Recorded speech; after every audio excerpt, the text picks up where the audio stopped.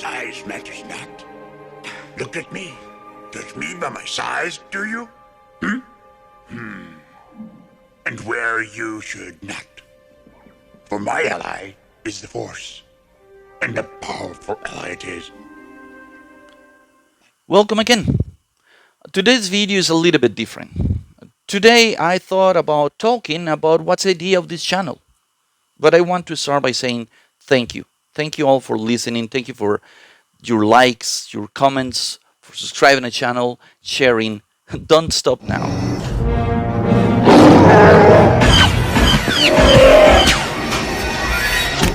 We would be honored if you would join us. So I wanted to explain that what I thought about having a different approach to recommended movies on my YouTube channel was that I wanted to focus on the positive, trying to avoid critiquing the negative as much as possible. Nowadays, the political message in entertainment has provoked a very strong division in audiences, and viewers have actually lost their opportunity to escape reality, and instead, we are forced to see a new politically correct reality that is supposed to reflect the world we live in today. I choose the movies I recommend focusing on three key factors that I believe are the ones capable of enhancing a viewer's experience. So, by combining these three criteria, I try not to only choose films that are likely to be engaging and impactful, but actually also that they will cater to an audience that values thoughtful, immersive cinema. This approach likely differentiates my channel from others that might focus more on surface level qualities like special effects or star power of the movie of the month. My criteria suggests a deeper engagement with what makes storytelling through film so powerful and affecting. Since I was a kid, movies were for me almost a religious experience, a source of inspiration and character models. So I like to collect stories that bring precisely that, a constructive escape from our reality that inspires us to be better people. Now, here is how each of these three factors contributes to my selection of a movie and why I believe they make compelling criteria for my recommendations. Starting with number three. Number three is suspension of disbelief. This factor is crucial for immersing yourself in what Professor J.R.R. Tolkien used to call the secondary world, regardless of how far or different it might be from our reality. Effective suspension of disbelief requires cohesive world building, consistent internal logic, and compelling storytelling that together allow the audiences to accept fantastical elements as plausible within the context of the story. Movies that achieve this can transport viewers to other realms, other times, or situations, enabling them to fully engage with the narrative and characters without being pulled out by the incredulity. It is also extremely important that the people in these stories behave in a logical and realistic way, no matter how unrealistic the setup can be. If a character behaves in a way that we find stupid, I find your lack of faith disturbing. we are out. Now, number two is the capacity of the movie to invite rewatching it multiple times. I recommend films that can be seen many times because they often have layers of complexity or subtlety that may not be fully appreciated on the very first time that we see it. This includes hidden details, foreshadowing, and thematic depth, or sometimes it's simply a testament of the film's entertainment value and the charm of it. Recommending movies that hold up to repeated watching suggests that the story has some inner quality and depth, providing the audience with experiences that continue to offer value and enjoyment every time we revisit them. They become a place of comfort, like an old friend or a song that we know by heart, and make us feel welcome. And number one, the most important of all for me, is the hero's journey. This classic narrative structure was popularized by Joseph Campbell. It's one that I always look for in the movies I recommend.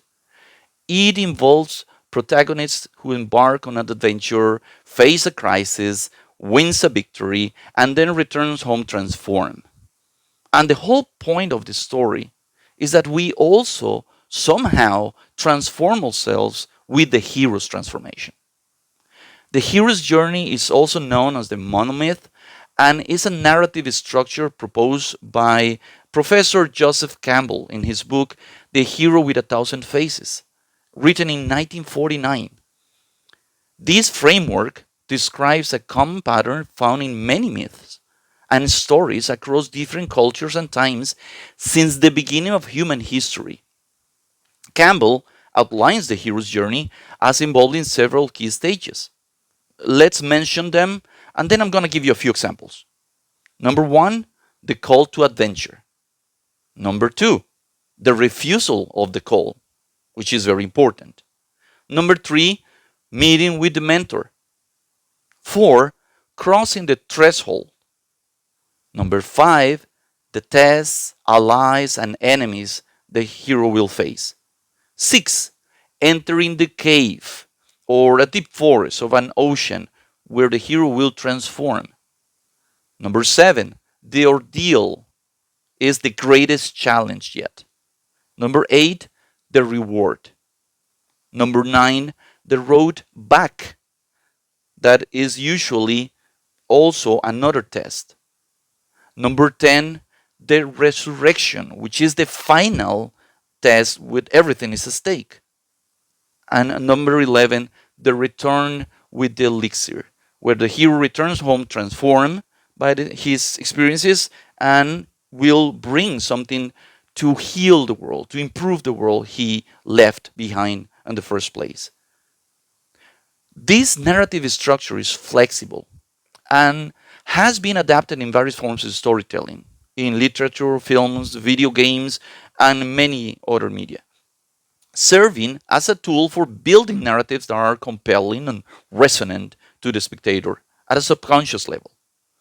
For example, when Obi-Wan Kenobi tells Luke Skywalker to come with him to Alderaan, Luke says no because he needs to help his uncle in the farm.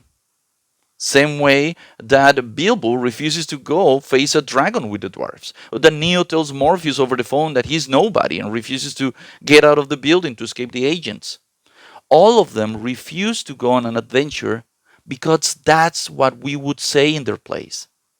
But eventually they face their fear and overcome their fear and return.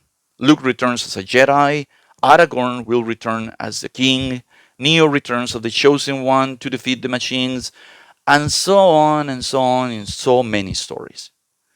Movies that effectively portray this arc resonate very deeply, providing a sense of fulfillment and connection to universal themes of personal growth and personal victory. This is what we look for in the stories we tell and hear and see. So, I am planning to keep you interested in walking with me while we remember or get curious about stories like Lord of the Rings, Seven Samurai, Star Wars, Legend, Indiana Jones, Jaws, The Matrix, The Red Violin, Conan the Barbarian, John Wick, Baby Driver, Alien, so many more. I am really looking forward to having you come along for the ride with me.